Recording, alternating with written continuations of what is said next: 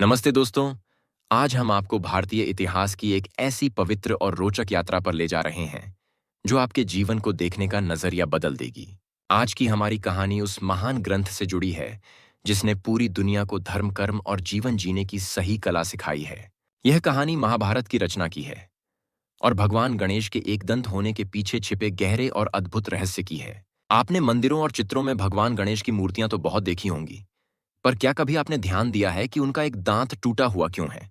क्या यह किसी राक्षस के साथ हुए भयानक युद्ध में टूटा था, या इसके पीछे कोई बहुत बड़ा और महान बलिदान छिपा है? आज हम इसी रहस्य से पर्दा उठाएंगे और आपको बताएंगे कि कैसे ज्ञान और धर्म की रक्षा के लिए भगवान ने अपना अंग भंग कर लिया। इस पवित्र कथा को शुरू करने से पहले मेरा आपसे एक छोटा सा निवेदन है कि अगर आपको हमारी मेहनत और यह कहानी पसंद आए तो वीडियो को लाइक जरूर करें। आपका एक लाइक हमें ऐसे ही और धार्मिक और प्रेरणादायक वीडियो बनाने के लिए बहुत उत्साह देता है। बहुत पुरानी बात है, जब द्वापर युग अपने अंतिम चरण में था और कलयुग का अंधकार धीरे धीरे धरती पर छाने वाला था। उस समय महान आर्षि महर्षि वेद व्यास जी हिमालय की पवित्र और शांत कंदराओं में कठिन तपस्या कर रहे थे। महर्षि व्यास त्रिकालदर्शी थे, जिसका अर्थ है कि वे भूत, भविष्य और वर्तमान तीनों कालों को एक साथ देख सकते थे। वे अपनी दिव्य दृष्टि से देख सकते थे कि आने वाला समय मनुष्य जाति के लिए कितना कठिन और संघर्षपूर्ण होने वाला है। वे जानते थे कि कलयुग के प्रभाव से मनुष्यों की बुद्धि कमजोर हो जाएगी और वे धर्म के सच्चे मार्ग से भटक जाएंगे। वेदों का गहरा ज्ञान समझना आम मनुष्य के लिए बहुत कठिन हो जाएगा और धीरे धीरे समाज से धर्म का लोप होने लगेगा। मनुष्य अपने स्वार्थ और लालच में इतना अंधा हो जाएगा कि उसे अच्छे और बुरे का भेद भी समझ नहीं आएगा। इसीलिए महर्षि व्यास के मन में एक ऐसे ग्रंथ की रचना का विचार आया जो सभी के लिए सरल और आसानी से समझने योग्य हो। वे एक ऐसा महाकाव्य लिखना चाहते थे जिसमें वेदों का पूरा सार समाहित हो और जो साधारण मनुष्य को भी धर्म का मार्ग दिखा सके। उनके मन में महाभारत की पूरी कथा एक विशाल और वेगवान नदी की तरह लगातार उमड़ रही थी। इस ग्रंथ में कौरवों और पांडवों के महायुद्ध के साथ साथ जीवन के हर पहलू और हर रिश्ते का वर्णन होना था। महर्षि व्यास ने मन ही मन महाभारत की पूरी रूपरेखा तैयार कर ली थी, जिसमें 1 लाख से भी अधिक श्लोक थे। इतने विशाल ग्रंथ की रचना करना कोई साधारण काम नहीं था। यह एक महासागर को गागर में भरने जैसा था। महर्षि व्यास के सामने एक बहुत बड़ी और गंभीर समस्या खड़ी हो गई थी, जिसने उन्हें बहुत ज्यादा चिंतित कर दिया था। समस्या यह थी कि वे जिस तेज गति से श्लोकों की रचना अपने मस्तिष्क में कर रहे थे, उसे कागज पर उतारना बहुत कठिन था। वे जानते थे कि यदि वे स्वयं लिखने बैठेंगे तो इस ग्रंथ को पूरा करने में कई 100 वर्ष लग जाएंगे और शायद यह पूरा भी न हो पाए। लिखते समय उनके विचारों की गति धीमी पड़ सकती थी और ज्ञान का वह निरंतर प्रवाह टूट सकता था जो उनके भीतर बह रहा था। उन्हें एक ऐसे लेखक की सख्त आवश्यकता थी जो उनकी वाणी और विचारों के साथ तालमेल बिठा सके। उन्हें कोई ऐसा व्यक्ति चाहिए था जो बिना रुके और बिना थके निरंतर लिख सके और लिखने में कोई गलती भी न करे। इस गहरी चिंता में डूबे हुए महर्षि व्यास ने सृष्टि के रचयिता भगवान ब्रह्मा जी का ध्यान करना शुरू किया। ब्रह्मा जी उनकी कठोर तपस्या और शुद्ध भाव से बहुत प्रसन्न हुए और महर्षि व्यास के सामने प्रकट हुए। महर्षि व्यास ने ब्रह्मा जी को साष्टांग प्रणाम किया और अपनी विकट समस्या उनके चरणों में रख दी। ब्रह्मा जी ने महर्षि की परेशानी को बहुत गहराई से समझा और मुस्कुराते हुए उन्हें एक बहुत ही सटीक उपाय बताया। ब्रह्मा जी ने कहा कि हे महर्षि, इस महान कार्य के लिए केवल बुद्धि के देवता भगवान गणेश ही उपयुक्त हैं। भगवान गणेश की बुद्धि अत्यंत तीव्र है और तीनों लोकों में उनकी लेखन की गति का कोई मुकाबला नहीं है। वे ही एकमात्र ऐसे देव हैं जो आपके विचारों की बिजली जैसी गति को पकड़ सकते हैं और उसे लिपिबद्ध कर सकते हैं। ब्रह्मा जी की सलाह मानकर महर्षि व्यास ने भगवान गणेश का आह्वान करना और उनकी स्तुति करना शुरू किया। महर्षि की सच्ची प्रार्थना और अटूट भक्ति देखकर भगवान गणेश वहां तत्काल प्रकट हो गए। भगवान गणेश का स्वरूप अत्यंत दिव्य और मनमोहक था और उनके चेहरे पर एक सौम्य और शांतिपूर्ण मुस्कान थी। महर्षि व्यास ने भगवान गणेश का विधि विधान से स्वागत किया और उनसे महाभारत लिखने की प्रार्थना की। गणेश जी ने महर्षि के अनुरोध को स्वीकार कर लिया, लेकिन उन्होंने अपनी एक बहुत ही विचित्र शर्त रख दी। गणेश जी स्वभाव से चंचल और विनोद प्रिय हैं और वे हर कार्य में कुछ न कुछ लीला अवश्य करते हैं ताकि दुनिया को सीख मिले। उन्होंने कहा कि हे महर्षि, मैं आपका लेखक बनने के लिए तैयार हूं, पर मेरी एक शर्त है जिसे आपको मानना होगा। मेरी शर्त यह है कि एक बार मेरी कलम चलना शुरू होगी तो वह ग्रंथ पूरा होने तक रुकनी नहीं चाहिए। यदि आप श्लोक बोलते समय एक क्षण के लिए भी रुके या आपने विराम लिया, तो मैं लिखना बंद कर दूंगा और चला जाऊंगा। यह शर्त बहुत ही कठिन थी, क्योंकि लगातार बिना रुके बोलना और श्लोक रचना किसी भी मनुष्य के लिए असंभव है। महर्षि व्यास समझ गए कि गणेश जी उनकी परीक्षा ले रहे हैं और उनके धैर्य और ज्ञान को परखना चाहते हैं। व्यास जी भी अत्यंत ज्ञानी और चतुर थे और उन्होंने अपनी बुद्धि का प्रयोग करते हुए एक उपाय सोचा। उन्होंने गणेश जी की शर्त को स्वीकार कर लिया, लेकिन अपनी ओर से भी एक पलटवार करते हुए शर्त रख दी। व्यास जी ने कहा कि हे प्रभु, मुझे आपकी शर्त पूरी तरह स्वीकार है, लेकिन मेरी भी एक छोटी सी विनती है। आप मेरे द्वारा बोले गए किसी भी श्लोक को बिना उसका अर्थ और भाव समझे नहीं लिखेंगे। इसका मतलब यह था कि गणेश जी को हर श्लोक का गहरा अर्थ समझना होगा और तभी वे उसे भोजपत्र पर लिख पाएंगे। भगवान गणेश महर्षि व्यास की इस चतुराई और बुद्धिमत्ता पर बहुत मुस्कुराए और उन्होंने उनकी शर्त मान ली। इस प्रकार सरस्वती नदी के पवित्र तट पर महाभारत के लेखन का यह महान और ऐतिहासिक कार्य आरंभ हुआ। महर्षि व्यास ने अपनी आंखें बंद कीं और महाभारत की कथा को संस्कृत के श्लोकों के रूप में बोलना शुरू किया। गणेश जी ने अपने हाथ में कलम पकड़ी और भोजपत्र पर बिजली की गति से लिखना शुरू किया। महर्षि व्यास निरंतर बोलते जा रहे थे और गणेश जी उतनी ही तेजी से लिखते जा रहे थे जैसे कोई मशीन चल रही हो। लेखन की गति इतनी तेज थी कि देखने वालों के लिए यह एक चमत्कार जैसा था, जिसे विश्वास करना मुश्किल था। महर्षि व्यास को जब भी विश्राम की आवश्यकता होती थी या उन्हें सोचने का समय चाहिए होता था, वे एक कूट श्लोक रच देते थे। कूट श्लोक का अर्थ है ऐसा श्लोक जिसका अर्थ बहुत गहरा, जटिल और पहेली जैसा होता है। जब तक गणेश जी उस जटिल श्लोक का अर्थ समझते और उसका विश्लेषण करते, तब तक महर्षि व्यास को सांस लेने का समय मिल जाता था। इस तरह यह अद्भुत जुगलबंदी और ज्ञान का आदान प्रदान चलता रहा और ज्ञान का प्रवाह निरंतर बहता रहा। महाभारत के 18 पर्वों में से कई पर्व लिखे जा चुके थे और कार्य बहुत अच्छी प्रगति पर था। लेकिन तभी एक ऐसी अप्रत्याशित घटना घटी जिसने इस महान कार्य में एक बड़ी बाधा उत्पन्न कर दी। गणेश जी जिस कलम से लिख रहे थे वह लोहे की या मोरपंख की नहीं, बल्कि एक सरकंडे की कलम थी। लगातार लिखने और घर्षण के कारण वह कलम अचानक बीच से चटककर टूट गई। कलम के टूटने से एक क्षण के लिए वहां सन्नाटा छा गया और लेखन कार्य रुकने की कगार पर आ गया। महर्षि व्यास का प्रवाह जारी था और शर्त के अनुसार गणेश जी रुक नहीं सकते थे, वरना वे चले जाते। यदि गणेश जी नई कलम ढूंढने के लिए उठते तो उनकी शर्त टूट जाती और कार्य अधूरा रह जाता। यह धर्म और ज्ञान के लिए एक बहुत बड़ी हानि होती, जिसे कोई भी सहन नहीं कर सकता था। उस समय भगवान गणेश ने जो किया वह इतिहास के पन्नों में और भक्तों के दिलों में अमर हो गया। उन्होंने एक क्षण भी व्यर्थ नहीं गंवाया और न ही उन्होंने कोई दूसरा विकल्प तलाशा, बल्कि तुरंत एक बड़ा निर्णय लिया। भगवान गणेश ने अपने ही एक दांत को पकड़ा और उसे जोर से झटका देकर तोड़ दिया। एक तेज आवाज के साथ उनका एक दांत जड़ से उखड़कर उनके हाथ में आ गया, जैसे कोई वज्र गिरा हो।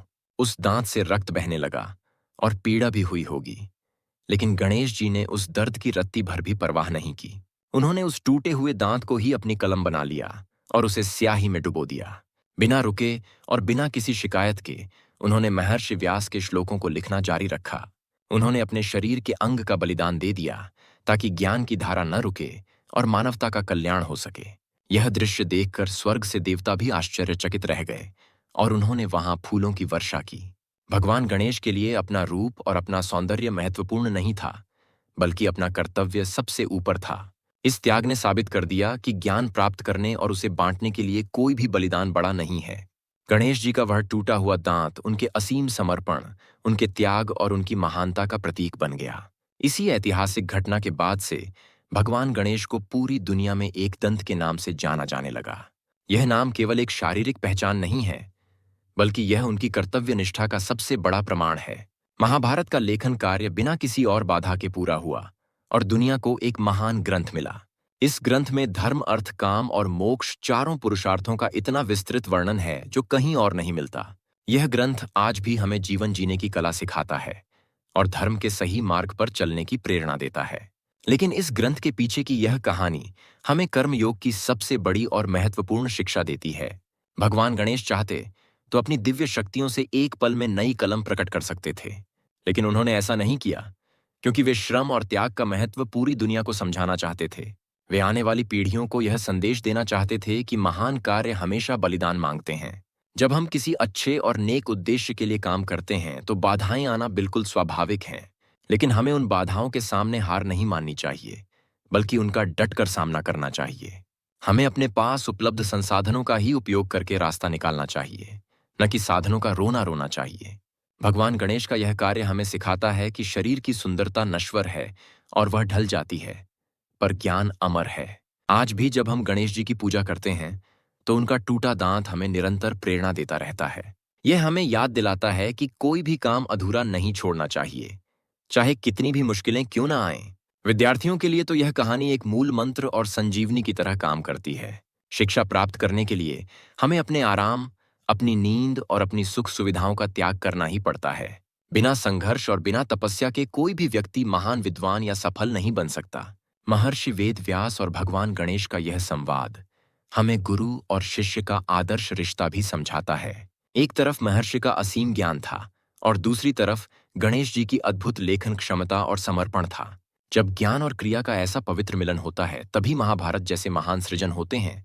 यह कथा हमें यह भी बताती है कि भगवान भी नियमों और मर्यादाओं का पालन कितनी कड़ाई से करते हैं। उन्होंने जो शर्त रखी थी उसका पालन करने के लिए उन्होंने अपना अंग तक भंग कर लिया, पर नियम नहीं तोड़ा। इस तरह महाभारत का लेखन कार्य पूरा हुआ और यह ग्रंथ पूरी मानवता की अनमोल धरोहर बन गया। गणेश जी के इस त्याग ने उन्हें विद्या और बुद्धि का सर्वोच्च देवता बना दिया, जिसे सब पूजते हैं। हर शुभ कार्य से पहले हम गणेश जी की पूजा करते हैं, क्योंकि वे विघ्नहर्ता हैं और बाधाओं को हर लेते हैं। वे हमारे जीवन के सभी विघ्नों को दूर करते हैं और हमें सफलता और समृद्धि का मार्ग दिखाते हैं। महाभारत के लेखन के दौरान गणेश जी ने जो एकाग्रता दिखाई वह हर किसी के लिए अनुकरणीय है। उन्होंने महर्षि व्यास के हर शब्द को बहुत ध्यान से सुना और उसे गहराई से समझा। यही कारण है कि महाभारत में कोई भी त्रुटि नहीं है और वह अपने आप में पूर्ण और श्रेष्ठ है। महर्षि व्यास ने भी कार्य पूर्ण होने पर गणेश जी की भूरी भूरी प्रशंसा की और उन्हें धन्यवाद दिया। उन्होंने कहा कि हे गणेश, आपके बिना यह महान और विशाल कार्य कभी पूरा नहीं हो सकता था। आपका यह त्याग युगों युगों तक याद रखा जाएगा और आने वाले भक्तों को हमेशा प्रेरणा देगा। इस घटना के बाद से टूटे हुए दांत को बहुत शुभ और पवित्र माना जाने लगा। गणेश जी की मूर्तियों में अक्सर उनके हाथ में वह टूटा हुआ दांत दिखाई देता है जो उनकी लेखनी है। यह दांत हमें यह भी सिखाता है कि हमें द्वैत भाव से ऊपर उठकर अद्वैत की ओर जाना चाहिए। एक दांत होने का आध्यात्मिक अर्थ यह भी है कि सत्य केवल एक है और हमें उसे ही खोजना है। हमें जीवन में उस एक परम सत्य को पहचानने की निरंतर कोशिश करनी चाहिए। गणेश जी ने अपनी कलम के रूप में अपने दांत का प्रयोग करके यह संदेश दिया है कि ज्ञान को लिपिबद्ध करना और उसे सुरक्षित रखना किसी भी शारीरिक कष्ट से अधिक महत्वपूर्ण है। महाभारत केवल युद्ध की कहानी नहीं है, बल्कि यह धर्म की स्थापना और अधर्म के नाश की कहानी है।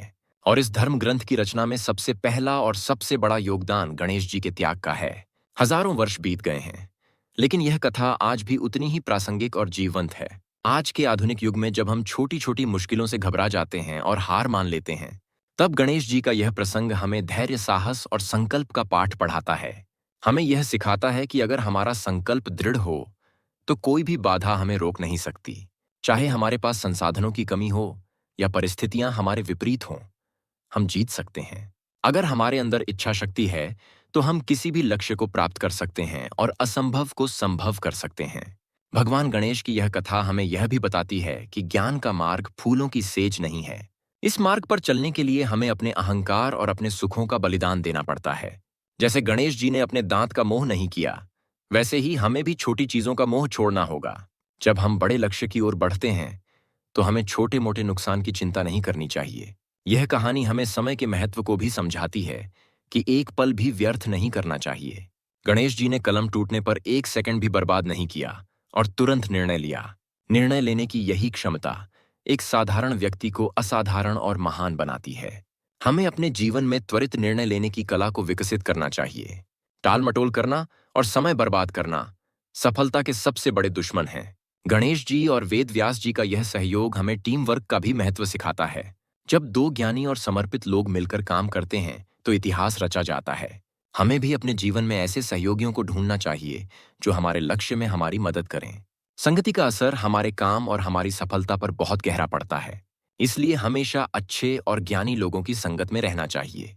दोस्तों, महाभारत की यह कथा अनंत है और इसकी महिमा का वर्णन शब्दों में नहीं किया जा सकता।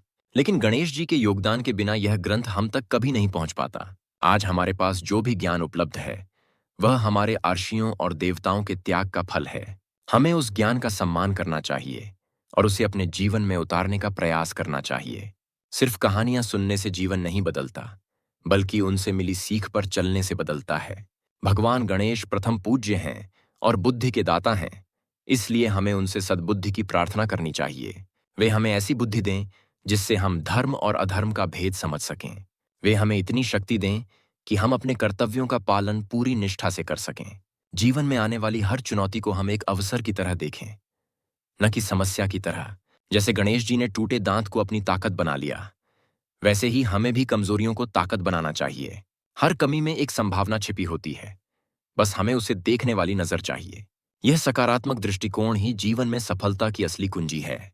हम उम्मीद करते हैं कि आप भी अपने जीवन में आने वाली बाधाओं से कभी नहीं घबराएंगे। आप हमेशा याद रखेंगे कि आपके अंदर गणेश जी जैसा साहस और व्यास जी जैसा ज्ञान छिपा है। आपको बस उस शक्ति को जगाना है और अपने लक्ष्य की ओर निरंतर बढ़ते रहना है। चाहे दुनिया इधर की उधर हो जाए, आपका ध्यान अपने लक्ष्य से नहीं भटकना चाहिए। एकाग्रता ही वह शक्ति है जो सूर्य की किरणों को भी आग में बदल सकती है। गणेश जी की एकाग्रता हमें यही सिखाती है कि मन को एक बिंदु पर स्थिर करो। जब मन स्थिर होता है तो बड़े से बड़ा काम भी खेल जैसा आसान लगने लगता है। भक्ति और श्रद्धा के साथ किया गया हर काम ईश्वर की पूजा बन जाता है। महाभारत का लेखन भी एक पूजा थी जो कई वर्षों तक निरंतर चलती रही। आज की इस भाग दौड़ भरी जिंदगी में हमें इस ठहराव और समर्पण की बहुत जरूरत है। हमें अपने काम को ही पूजा मानकर उसे पूरी ईमानदारी से करना चाहिए। यही सच्चा धर्म है और यही सच्ची ईश्वर भक्ति है। दोस्तों, यह थी भगवान गणेश के एक दंत होने और महाभारत लेखन की अद्भुत और अविस्मरणीय कथा। हमने इस वीडियो में कोशिश की है कि इस पवित्र प्रसंग के हर पहलू को आपके सामने रख सकें। इस कथा के माध्यम से हमने धर्म, कर्म, त्याग और समर्पण के महत्व को समझने का प्रयास किया है। हमें पूरी उम्मीद है कि इस कथा ने आपके मन में नई ऊर्जा और प्रेरणा का संचार किया होगा। आपने देखा कि कैसे एक छोटा सा त्याग एक महान इतिहास का निर्माण कर सकता है। इस कहानी से हमें जो अमूल्य सीख मिलती है उसे हमें अपने जीवन में जरूर उतारना चाहिए। जीवन में जब भी कोई मुश्किल आए तो भगवान गणेश के इस महान त्याग को याद करें। याद रखें कि अगर आपकी नीयत साफ हो और आपका हौसला बुलंद हो तो हर बाधा पार की जा सकती है। भगवान गणेश की कृपा हम सब पर हमेशा बनी रहे, यही हमारी ईश्वर से प्रार्थना है। हम आपके लिए ऐसी ही ज्ञानवर्धक और धार्मिक कहानियां लाते रहेंगे ताकि आप अपनी संस्कृति से जुड़े रहें। आज के इस वीडियो में बस इतना ही। हम जल्द ही एक नई और रोचक कहानी लेकर आएंगे। यह कहानी आपको कैसी लगी, यह आप अपने मन में विचार करें और इसे दूसरों के साथ भी साझा करें। जाने से पहले आपसे एक बार फिर अनुरोध है कि इस वीडियो को लाइक करना बिल्कुल न भूलें। आपका एक लाइक हमारे लिए बहुत मायने रखता है और हमें और भी अच्छा काम करने के लिए प्रेरित करता है। भगवान श्री गणेश आपके जीवन के सभी विघ्नों को जड़ से दूर करें और आपको सुख समृद्धि दें। आप सभी का जीवन मंगलमय हो और आप सदैव धर्म और सत्य के मार्ग पर चलते रहें। धन्यवाद।